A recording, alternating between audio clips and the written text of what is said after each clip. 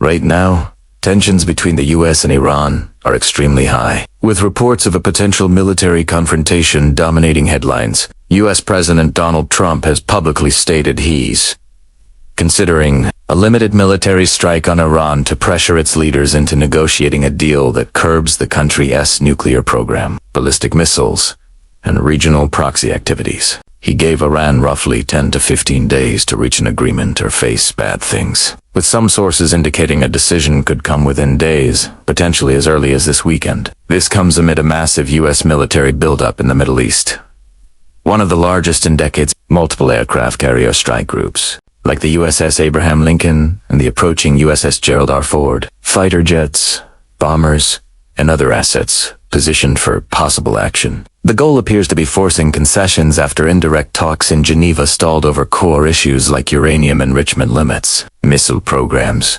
sanctions, relief, and Iran's support for groups like Hezbollah and others. Iran's foreign minister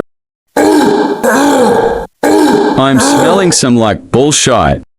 Abbas Araghchi has said a draft proposal could be ready in days and insisted a fair deal is achievable, while calling the US buildup unnecessary and unhelpful.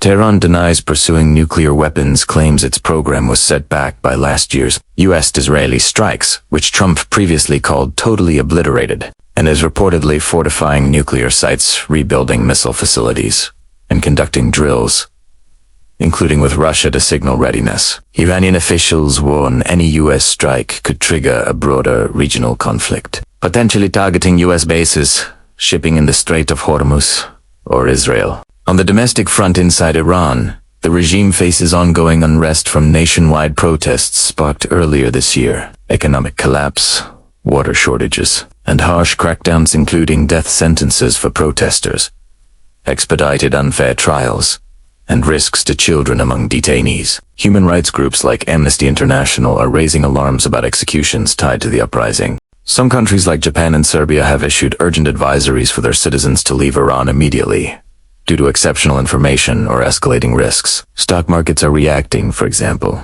Dow drops and oil prices surging on fears, and allies like Israel are on high alert, preparing for possible multi-front scenarios.